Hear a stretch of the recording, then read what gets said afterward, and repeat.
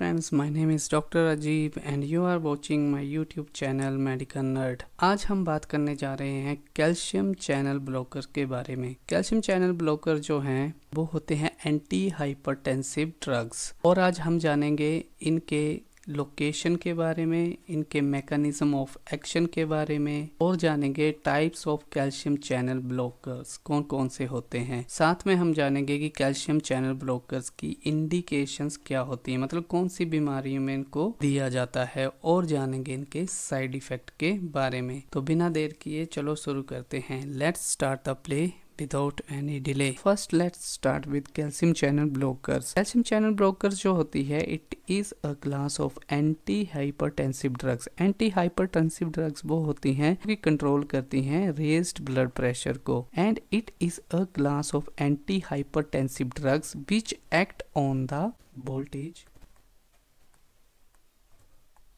gated L type calcium channels. ये वो drugs हैं जो कि एक्ट करेंगी voltage gated L type calcium channels पे और ये क्या करती हैं, कंट्रोल करती हैं हाइपरटेंशन को या फिर रेज्ड ब्लड प्रेशर को।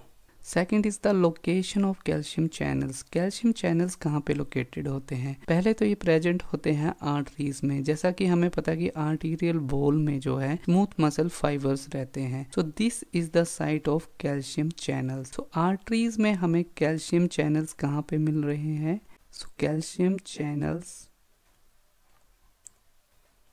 Are located in arteries in smooth muscles.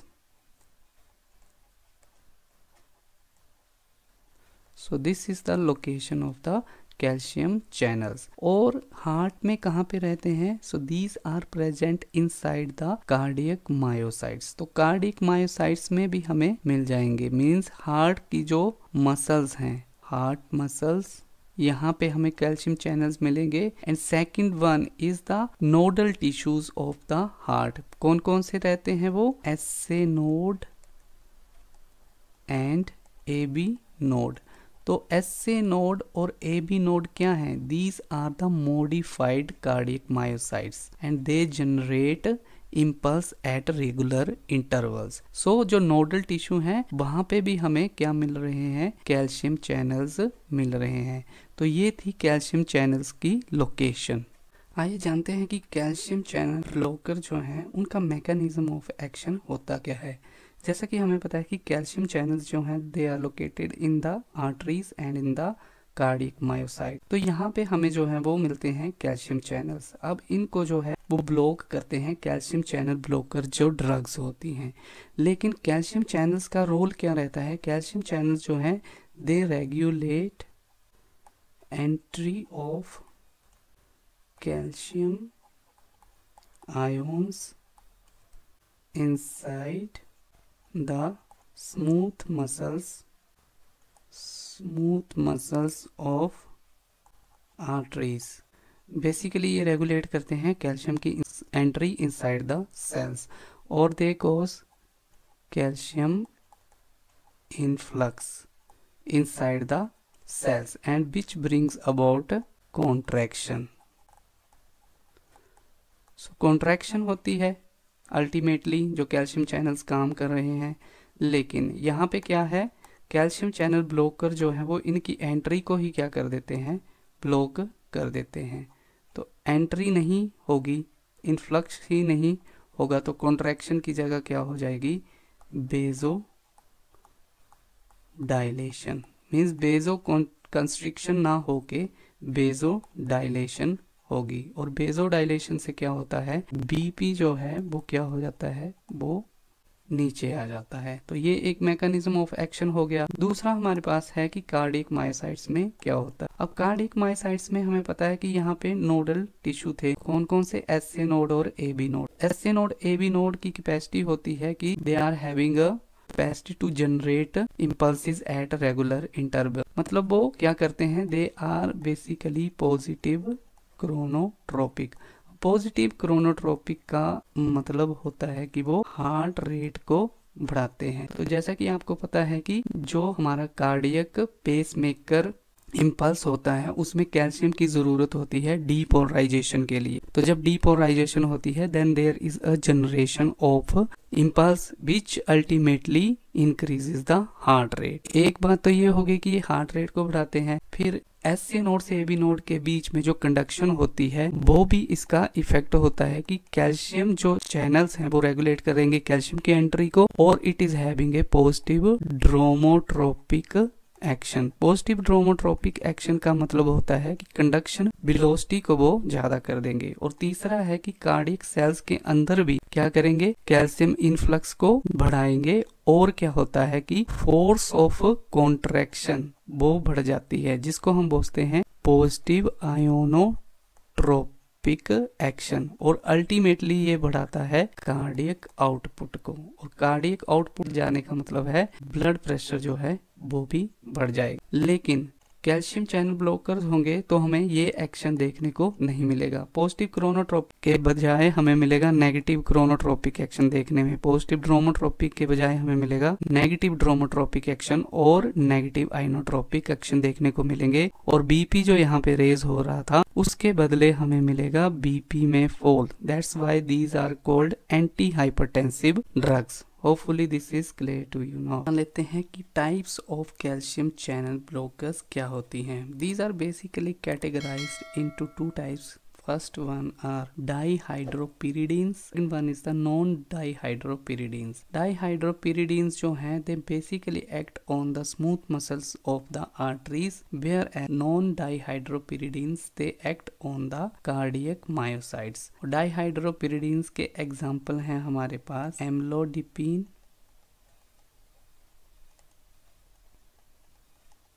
Felodipine, nifedipine. और जो नॉन डाइहाइड्रोपिरिडीन्स है उसके एग्जाम्पल हैं ब्रेमेपिल एंड डिल्टाइजम। इसमें जो विरामेपिल है that is more potent on the heart, मतलब इसका जो ज़्यादा इफेक्ट है वो हार्ट पे होता है, means on the cardiac myocytes. So it would be having a negative chronotropic action on the cardiac tissues. ये एक बात ये हो गई। जबकि जो डिल्टाइजम है that is of having intermediate action on cardiac myocytes and having a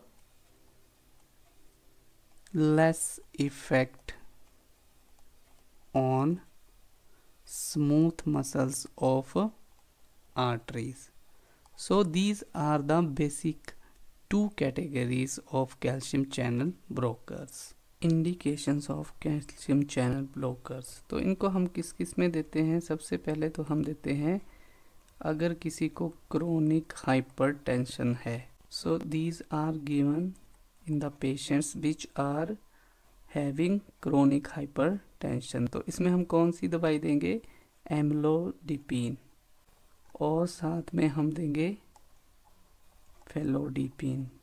so these are the basically two drugs and these are dihydropyridines group of drugs which are given in the chronic hypertension। Second one is they are given in case of hypertension emergencies। So यहाँ पे हम drug देंगे nifedipine and of dihydropyridine group of drug, and why we are giving it because it is fast acting dihydropyridine drug। Then we are giving the calcium channel blockers in case of stable angina। तो stable angina में हम देते हैं basically डाइहाइड्रोपिरिडीन्स group of drugs. क्यों, ये क्या करेंगी, ये करती हैं कोरोनरी आर्टरीज की डायलेशन कर देंगी, जिसकी वजह से क्या होगा, ऑक्सीजन की सप्लाई बढ़ जाती है हार्ट को, और साथ में ये पेरिफेरल वैस्कुलर रेजिस्टेंस को कम करती हैं and that leads to the decrease in after load. तो यहाँ पे दो काम हो गए, एक तो कोरोनरी आर्टरीज को ऑक्सीजन ज़्यादा मिल रही है, ऊपर से आफ्टर लोड भी कम हो गया। आफ्टर लोड कम होने से हार्ट के ऊपर जो वर्कलोड है वो कम हो जाएगा और ऑक्सीजन की डिमांड कम हो जाएगी, जिसके वजह से स्टेबल एंजाइना जो है उसमें ये इंडिकेटेड होती हैं। साथ में हम एंजाइना में non dihydropyridine group of drugs भी दे सकते हैं, जैसे कि हमारे पास है ब्रेमेपिल एंड डिल्टाइज़ल। उनको क्यों देते हैं? क्योंकि वो क्या करती हैं, हार्ट रेट को कम करती हैं। मैंने बताया था ना कि ये नेगेटिव क्रोनोट्रोपिक होती हैं। साथ में ये क्या करती हैं कि कॉन्ट्रैक्टिलिटी ऑफ हार्ट की जो कॉन्ट्रैक्टिलिटी है उसको भी कम करती हैं, and this ultimately leads to the less workload on heart. तो वर्कलोड कम होगा, जिसकी वजह से क्या हो जाएगा कि ऑक्सीजन डिमांड जो है वो कम हो जाएगी एंड एंजाइना जो है वो ठीक हो जाएगी। So both hydropyridine group of drug and non dihydropyridine group of drugs can be given in case of stable angina. And the fourth indication is Prinzmetal angina, और इसको हम बोलते हैं बेजोस्पास्टिक एंजाइना। तो बेजोस्पास्टिक एंजाइना में भी हम इनको दे सकते हैं। हम देंगे यहाँ पे dihydropyridine group of drugs because they are acting on the coronary arteries. इसकी वजह से क्या होता है कि बेजोस्पाज्म जो है वो डिक्रीज होता है और ऑक्सीजन डिमांड जो है वो कम हो जाती है और ऑक्सीजन सप्लाई भी बढ़ जाती है। इसलिए हम प्रिंजमेटल एंजाइना में देंगे calcium channel brokers. Non dihydropyridine group of drugs उनको हम दे सकते हैं क्लास 4 एरिथमिक ड्रग्स। क्यों देनी है? क्योंकि ये हार्ट रेट को जो है वो कंट्रोल करती हैं। We have given these drugs but we should know about the side effects of calcium channel blockers.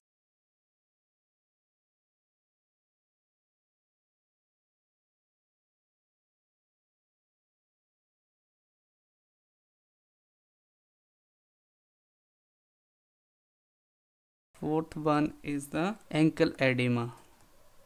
बेजोडाइलेशन होने से जो कैपिलरीज होती हैं, कैपिलरीज का हाइड्रोस्टैटिक प्रेशर जो है वो बढ़ जाता है। फ्लूइड मींस जो है वो वैस्कुलर कंपार्टमेंट से बाहर आ जाता है and it can be seen as edema. So this is the side effect of calcium channel blockers and mainly those which are dihydropyridines. And the last one is the reflex tachycardia. Dilation होने से जो बैरो receptors हैं वो activate हो जाते हैं और as a reflex वो हार्ट रेट को जो है वो बढ़ा देते हैं। होपफुली आपको ये सारी बातें जो मैंने बताई कैल्शियम चैनल ब्लॉकर्स के बारे में ये समझ आ गई होंगी। तो नेक्स्ट हम कोई और एंटी हाइपरटेंसिव ड्रग्स के बारे में बात करेंगे। अगर आपके ध्यान में कोई हो तो आप मुझे बता सकते हैं। आपको ये लेक्चर कैसा लगा कमेंट सेक्शन में बताना और इस वीडियो को लाइक करना। And you can also subscribe my channel for